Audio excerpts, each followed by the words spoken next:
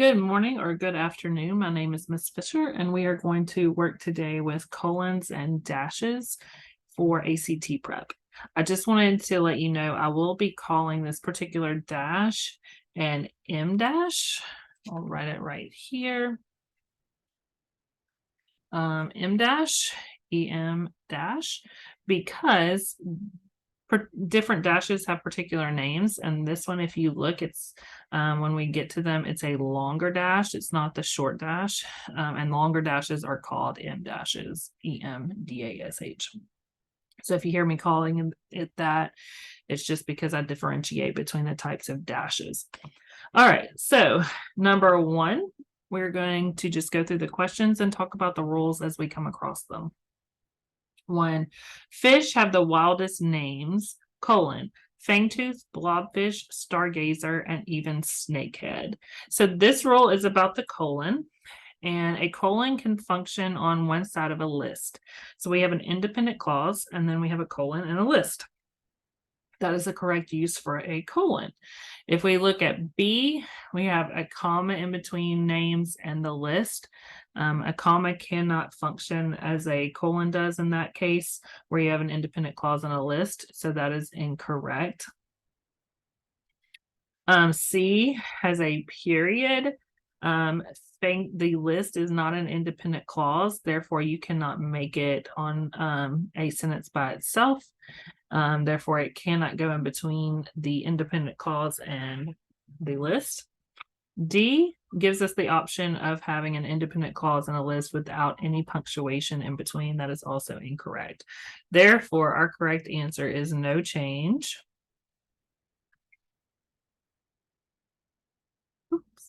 No change because we have an independent clause, a colon, and a list, which gives us more information about that independent clause. In this case, it's giving us all those wildest names. A is the correct answer. Let's move to number two. 2 says, its head tapers to a point, making it look as if someone, perhaps a mad scientist, had grafted a snake's head and several inches of scaly body onto a fish. So in this case, we see that we have a comma here. Let's look on the other side of this clause that the comma is separating, perhaps a mad scientist. It's ending with an M dash. So I'm going to tell you what this rule is asking. We need to understand two things for this rule. One is we need to understand how commas and M dashes function, and we need to understand what a non-essential clause is. So non-essential clause is a clause, it can be at the end of a sentence, in the middle of a sentence, that's giving us extra information, additional information that's helpful to the sentence, but it's not required. I don't have to have it to make the sentence make grammatical sense. So in this particular case, perhaps a mad scientist gives us more information on who that someone could be, but we don't have to know that someone might be perhaps a mad scientist. If we took this non-essential clause out, read the sentence without the non-essential clause there, its head tapers to a point, making it look as if someone had grafted a snake's head and several inches of scaly body onto a fish. That's our sentence. Then non-essential clause that gives us more information, it's helpful, but not essential or necessary, is perhaps a mad scientist. So we found our non-essential clause. Here's where the rule comes in with commas and M dashes. A comma can set off a non-essential clause, comma at the beginning, comma at the end. An M dash can also set off a non-essential clause, M dash at the end, M dash at the beginning. What they cannot do is you cannot start a non-essential clause with a comma and end with an M dash. Whatever you start with, you have to end with. If you start with a comma, you end with a comma. If you start with an M dash, you end with an M dash. So in this case, they have started it with a comma and ended it with an M dash. ACT loves to ask questions. Their non-essential clause questions almost always have to do with commas and M dashes, and they like to switch them up to see if you know that rule. So here, we know this is incorrect. We can't leave F because it starts with a comma and ends with an M dash. G, it doesn't give any, we know the M dash down here it stays.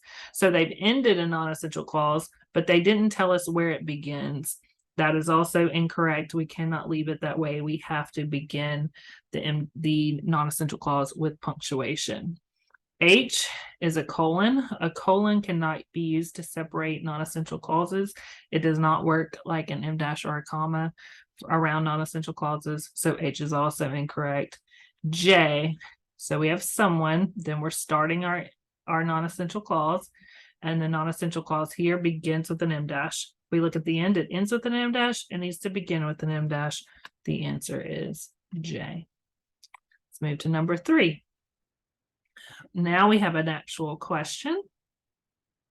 So we have to read. We want to look because they'll ask sometimes if what would be an acceptable alternative, and sometimes they ask what would not be an acceptable alternative.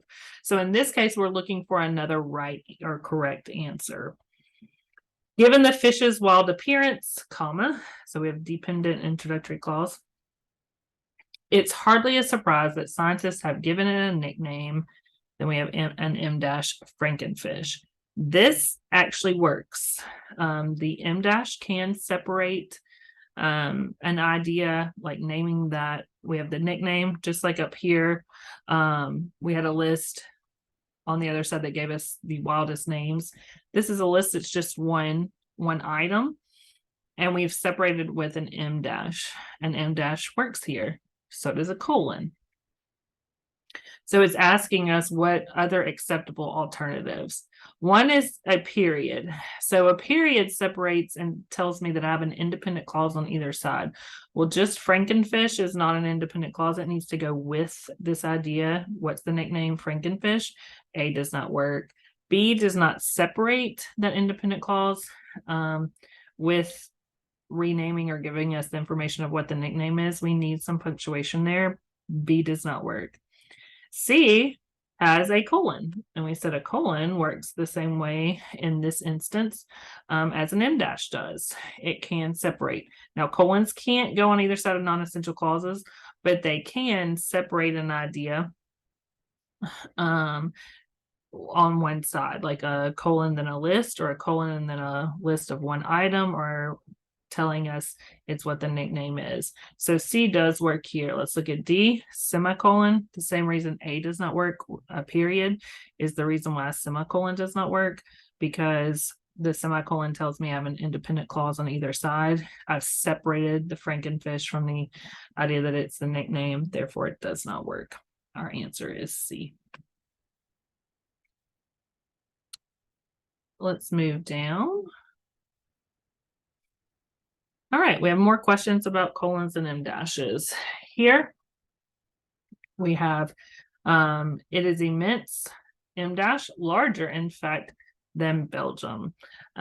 So we have an M dash is separating two ideas. We have an independent clause, and then we have kind of a dependent clause that's just giving us more information about immense. How immense is it? Therefore the M dash can work that way. B, it says immense period. This is separating this dependent clause larger, in fact, than Belgium, and that won't work. You can't have that by itself on one side of a period. Here it's not having any punctuation between this independent and dependent clause. It's leaving larger on the end of this independent clause, and that won't work. D is semicolon, same thing with the period. We can't separate those. This dependent clause needs to be connected to this independent clause, and so this is working like a comma. It's giving us, but it's better than a comma in this situation. It's giving us a dramatic pause. That's kind of what the M dash does, and giving us extra information related to how immense it is. Therefore, we're going to leave it as no change. 2, and please excuse the black line that's on the page. If you can't see right here, this says tall, comma for H. This is asking us about those non-essential clauses again, and it can be kind of hard to figure it out when you first read the question, because the way it's constructed here is incorrect. So let's look. It says, It showcases towering mountains, M dash.